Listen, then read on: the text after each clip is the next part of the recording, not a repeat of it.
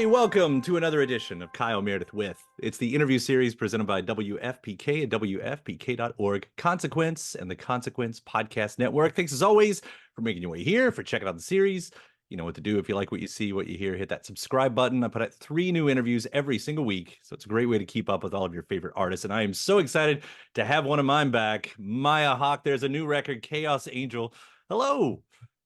Hi, it's so amazing to get to watch you give that intro. It feels like I don't know, it feels like I'm inside the radio. It's really cool. You know, You did it so expertly. I've done that intro so many times that I only have to change the name, but that's the big part. Like, get the name wrong and the whole thing is messed up, and it comes right at the end too. So it's it's so great to see you again.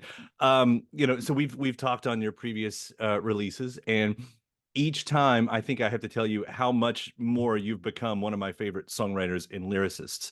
And each time it just knocks me out what you're doing. So first off, it's so great to have you new music, but honestly, congratulations for once again just like making something out of nothing means so much. Thank you. I really, really appreciate that. Out of curiosity, did you get to hear the whole record or just the first single? Whole record. Oh, Awesome. Well, that makes I me have so questions. well, I hope I have answers. That means so much to me. Thank you. It is always a weird alchemy where like there's nothing and then there's something and then you think the something that you found is bad and then you find a way to change it and improve it. It's such a yeah, alchemy is the right word. But I'm really never been more excited to put music out than I am for this record. Yeah. So well, let's hear about it. Now, you've been active. In fact, geez, I was looking at, I mean, I'm in Louisville. You did Wildcat, that was here. Yeah. Like you spent your time around here, which I might ask something about that later. But were you making this record in between? Like when did you have the time to write this and record this? Well, first of all, I'll say some of the songs were songs that I kept off of my first 2 records because I really didn't feel like I knew enough about recorded music. And I love them so much, these songs. And like Promise is one of them. And there's a couple others. Some of them ended up on uh in some bonus land. But I I kind of was in the process with Blush and Moss of understanding recorded music, and I would hear how the song sounded in my head, but I didn't know how to communicate with a band and with an engineer to have what was coming out of the speakers sound like what I had in my head. But through the process of making those 2 records, I felt like I really did learn how to do that, and it made it so that I got to take some of those songs that I'd been precious with and get to record them for this record. So that's one way, is that there's some really old songs on there. And I don't know, I'm one of those like, if you want to get something done, give it to someone busy people. I actually work better and harder when my mind is occupied. Mm. Like I can be so lazy. I can lay in bed and watch TV all day and think no deep thoughts and do nothing. But if I'm out in the world acting or writing or getting to meet with people or talk to someone like you, it often gets my mind going, and then I can apply it to something creative and it feels like it's already ready to go. So yeah, I wrote a lot of this record while I was making Wildcat in Louisville. I wrote a lot of it beforehand. It was, Yeah. just kind of happens. Does that, like, I was doing a little comparison from what I remembered when we were talking about the last record with Moss, and that record seems so purposeful, like all the songs, the way they work together, this whole story. Does that make this album sort of, I don't know if the opposite is the right word, but different than that? Like, it's not to say Well, those themes don't arrive, but if it's a little bit patchwork. Well, in some ways, I mean, I would say it's both the opposite and even more, because Moss was written in some ways like we had the dates on the book of when we were going to make an album, and we had to write the songs to get ready to make the album. And so I think that they're entangled with each other in part because they were all drawn from a very specific and singular emotional moment in my life, and sort of written in a state of emergency, both technically and emotionally. And this, like, we came in with 17 songs. I had a lot of songs from my past, songs that hadn't been recorded, songs that were new, songs that were first drafts, and there were 17. And I knew the ones that we had to get that were definitely going to be, I knew the maybes, and it was more like patchwork, but in some ways it was more intentional in that way. Like I didn't cut anything off of or I cut one song, but I barely cut anything off of my first two records. And this has a ton of cuts, a lot of good stuff left on the field, because I really wanted to build something with a really strong foundation, and where it just had the best stuff. And so yes, it is more patchwork. There's more different storylines, different times in my life that are represented here, different feelings, different characters. It's less linear, but it is almost more homework was done, more preparation. So combo. Yeah. So that leads into then those first words that we hear. You've become the angel in human form. Does that make sense when we put it that way? Yeah, right. Yeah, that's so cool that you would bring that up. I have kind of a cool story about that. Please. That recording, I was kind of a depressed teenager. I mean, this shows a very, very strange side of my childhood, but I was kind of a depressed teenager, or more young person, like 11 or 12. And so I went to go see these witches, these New York City witches, who did a ceremony for me. And they laid me down on this table and surrounded me with crystals. And like one of the witches had a dog. And I recently, in the last couple of years, found this recording of the ceremony where they were trying to like exorcise my depression or whatever, like spiritually exercise it. And it's a crazy recording of like the way, just like many people would listen to it in different ways and interpret it differently. But that's a snippet from that recording that I discovered way after I titled the record, way after like we were actually, I'd always wanted to include a piece of this recording in this record, because I'd wanted to include a piece in Moss and we hadn't found the right place or the right piece. And we were scrolling through it to listen for a cool aspect to put into Black Ice. And all of a sudden we stumbled across You've Become the Angel in Human Form. And it was like, you know, the title of the record was already, it was like, oh, it has to be what it is. And it also just felt like it connected so well with the song. And so anyway, so it's from a crazy psychic session that I have as an 11-year-old. And when you hear a little voice at the end go, yeah, like, does that make sense when we put it away? Yeah, that's me at 11. Yeah. Did it work? In some ways it did, and in some ways it didn't. They told me that I had a hard shell on my chest, like an armor plate of a knight, and that they wanted to remove it because it was protecting me from bad things, but it was also protecting me from good feelings too. It was like shutting me down and blocking my heart.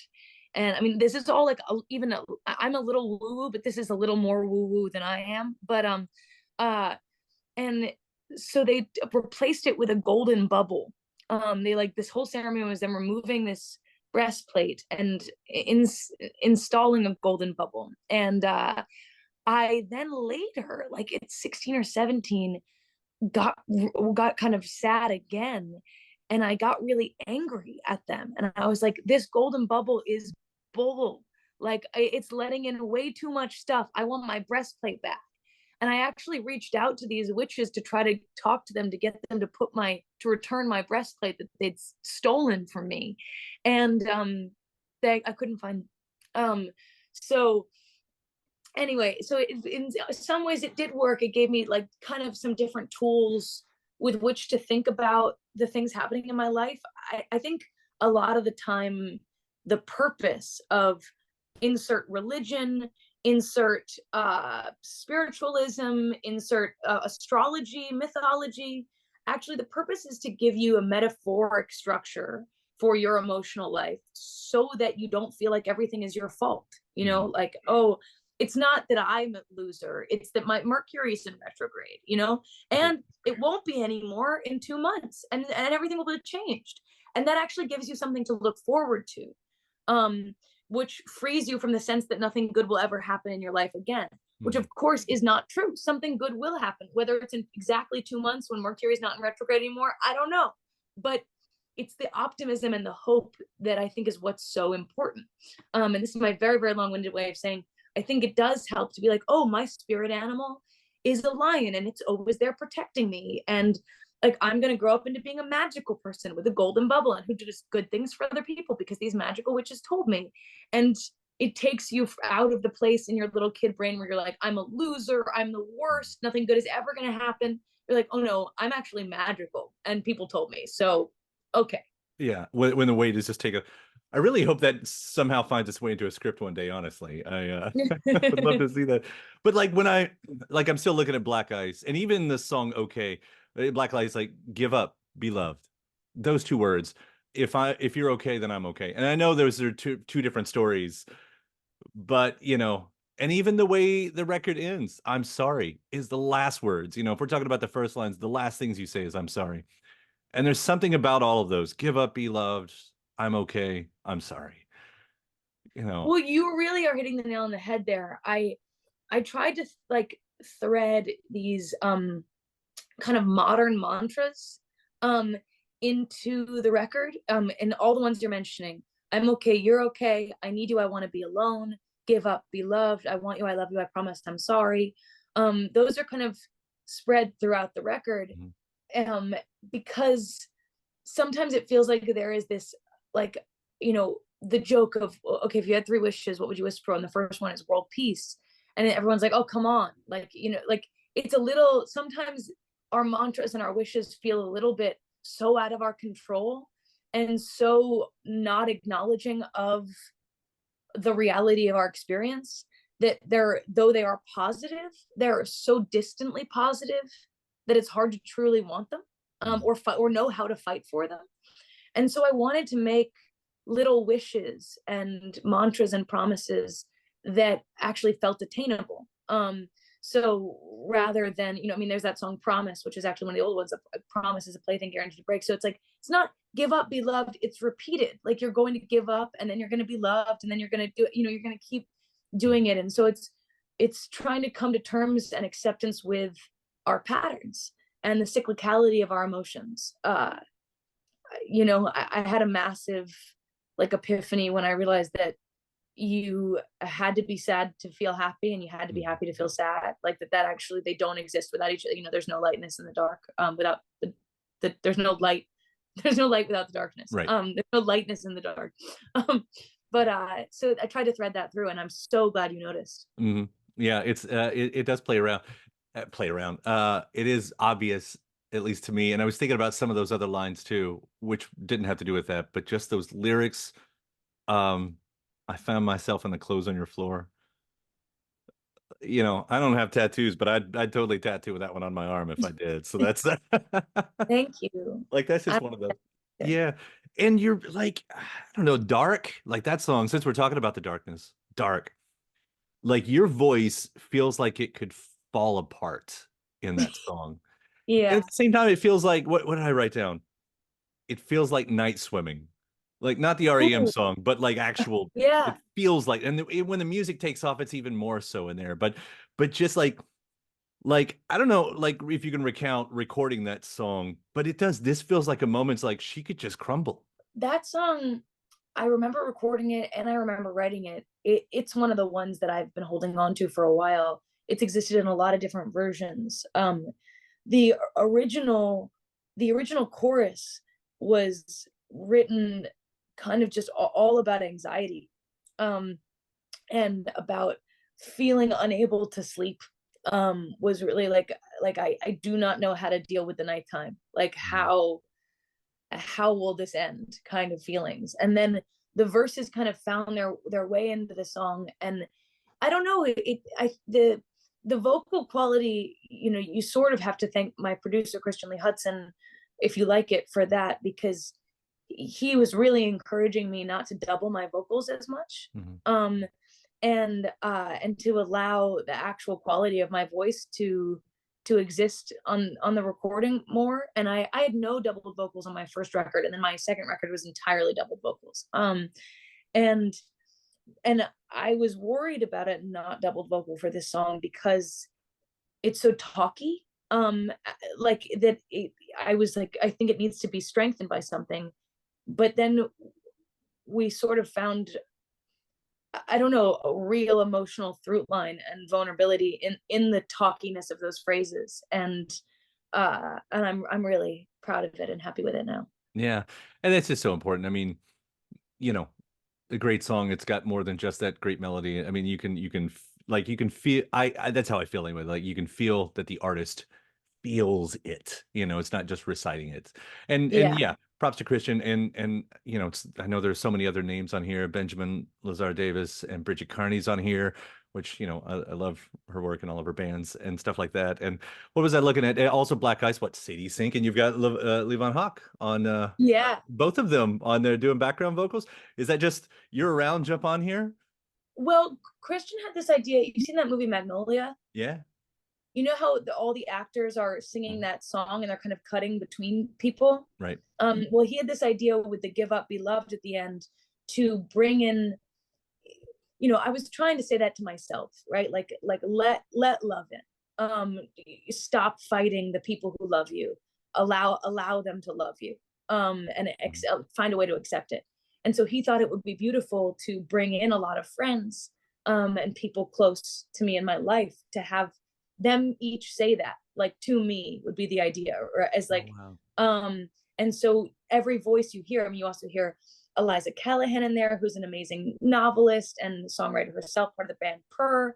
And you hear Will Grafe, who's been my co-writer for years, and my friend Fiona Agger, who did all the art direction on the album. So you hear a lot of really, Christian himself, you hear a lot of really important people to me telling me to chill, which was sort of a part of Christian's vision at the end, and I couldn't be happier with how it is. And I don't know if it'll feel moving to anyone else, but when I listen to that song, that end part, and hearing all of those people I love as this choir, it really moves me.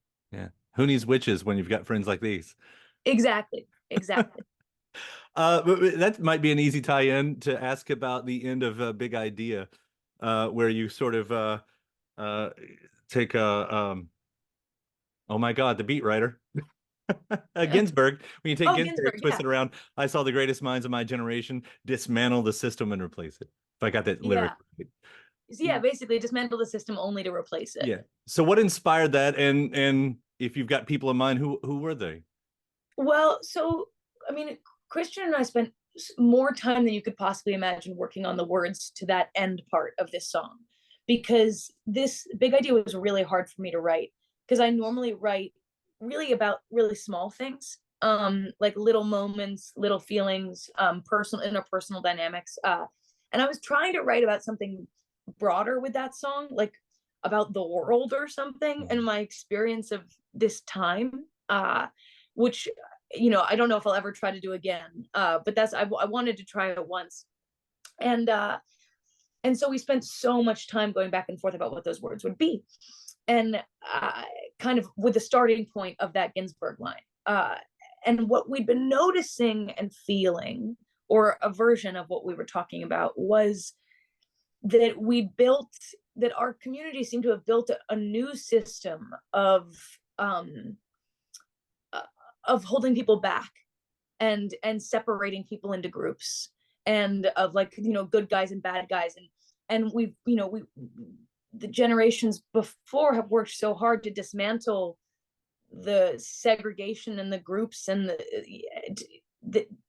and now we've dismantled those only to kind of install new ones, of clubs that people aren't allowed to be a part of, and things some people aren't allowed to talk about, and you can't have an opinion on that, and you can't bring that up, and you don't have permission to learn anything or to grow, and how frustrating it feels that at every demarcation of progress there is something lost, and some new thing that has to be discovered and unwound and undone, and the pendulum has to swing.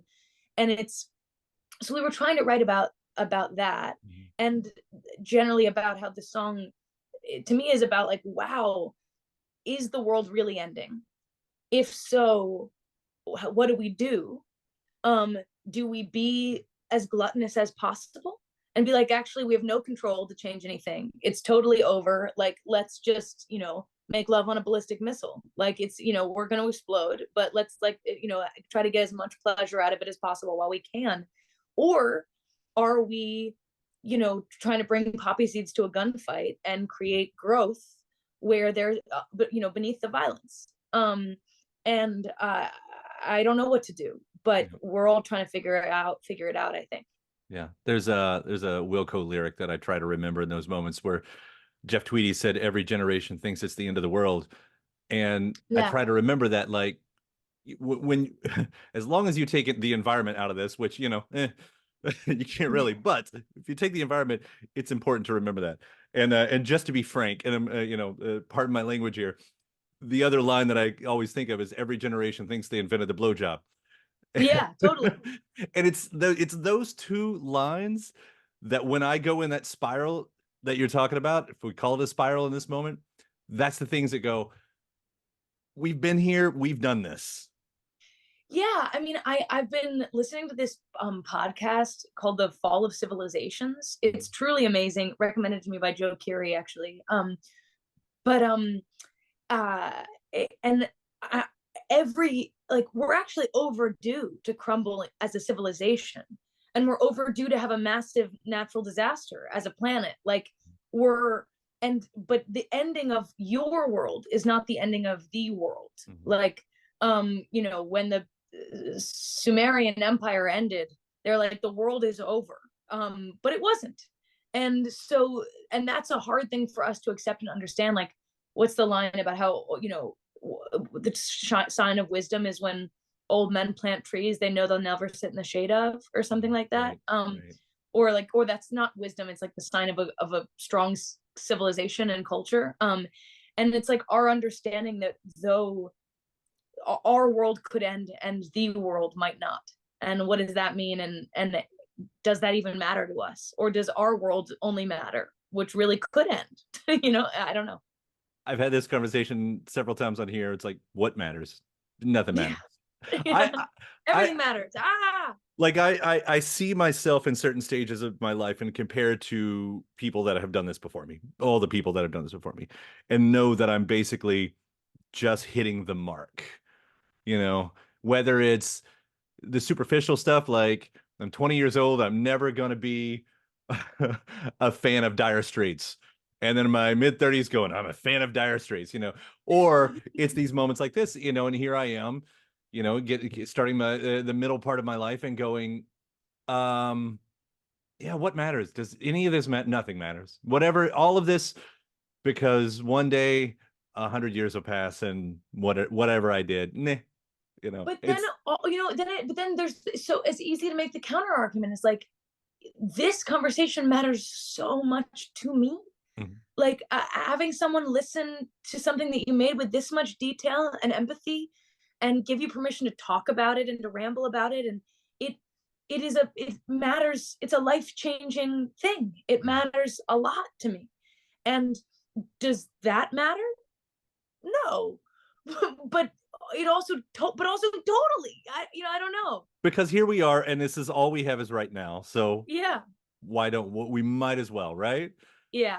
I will say that after listening to the record and just thinking about this album and really thinking about this record and what it does mean to me, and I do want to reference my note here, no emotion is guarantee, and if they can't offer trust, at least ask for faith. Ooh, because when I hear the narrator of these songs, whether it's you or the bigger ideas or whatever, that's what I hear them projecting to the people that they're talking to. Like, yeah. So that's what I love about it. Well, and I think that's why I kind of bring in this angel character, is because there is an element of exploration of faith in some way. I mean, I was working on the Flannery O'Connor movie as I was kind of coming up with the title for this record, and really getting ready to go in to record it. And so I'd been in a kind of deep study of Catholicism, really, but also religion more broadly, in an effort to, empathize and connect with this character who was so devout. And I don't know, I'm finding, and I do think it's going to catch on a little bit. a place for belief in the idea of something beyond you, to be a useful tool with which to get through the chaos of our current civilization and life. I don't, I understand. I don't know. I think that if you can't ask for trust, maybe you can ask for faith. And the possibility that it does matter makes it worth doing. Just even the possibility. Yeah. Well, thank goodness you did this record, because it does mean a lot to me in this moment. The best thing that's happening in my life right now is collaboration. And that collaborative process of making that movie with my dad, with Shelby Gaines, with my stepmom who produced it, with all of our friends who we called in favors to come out to Louisville and help us make this dream come true. You know, just, it feels so good, you know, when you get to work with people in that way. And that was also the experience that I got to have making this record. You know, I've been working with Ben Davis and Will Grafe for as long as I've been making music. You know, Jesse came out. I've, you know, been working with Christian since Moss. You know, as I mentioned before, singing on there, Fiona and Eliza. I went to high school with them. My brother and I wrote songs on this record. Like, just, I feel this past year of making art for me has been drenched in history and experience and time in with people who know you, like, who really know you and who you really know and who you really love. And I couldn't have asked for a more fertile place to create from than those relationships. That's beautiful. And you say Louisville beautifully too. It's you got the Louisville. you got the pronunciation down. That's, I think outsiders stress about that more than the people who live here do. But I think that's probably right. I never gave it a second thought. Yeah, there you go. Just kind of. I assumed people would know what I meant. Yeah. And then, of course, we'll see in Stranger Things whenever that comes out. I'm excited to see how this all wraps up. Yeah, we're filming it now. Yeah, right. Are you ready? Are you ready to be done? Are you ready? Is it? I have never been more grateful to the show. I've never enjoyed making it more. And I am ready to welcome in a new experience in my life.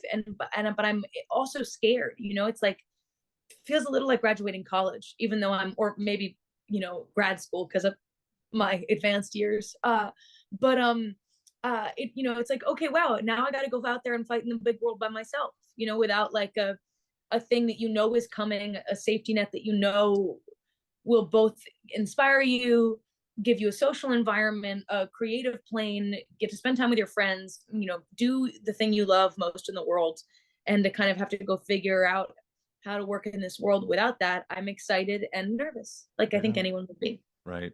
Well, I'm excited to see all the stuff that you all are making. In the meantime, Chaos Angel is so good and so fantastic. Congrats on this. Thank you so much for taking the time to talk about it. Duh, thank you for having me. I cannot tell you how much I appreciate the way that you listened. It means so much. So thank you. And thanks to my guest. Also, thanks to you for checking out the episode in the series. Before you get out of here, hit that subscribe button. Again, you get 3 brand new interviews every single week. New one every Monday, Wednesday, and Friday at right here on YouTube, or of course anywhere in podcast land, including iTunes, Apple Podcasts, Spotify, Podchaser, NPR, or WFPK.org as well. A great way to keep up with your favorite artists and discover new ones as well. Then after that, actually head over to WFPK.org. That's where I do a show Monday through Friday, 6 p.m. Eastern. It's an hour full of song premieres, music news, anniversary spins, bonus interviews, Monday through Friday, 6 p.m. Eastern at WFPK.org. Consequence has your music and film news. You can also find me on the social media spots, Facebook, Instagram, mostly on Twitter. All 3 of them, the address is at Kyle Meredith. Do hope you like and follow along. That does it for another edition. I'm Kyle Meredith. I'll see you next time.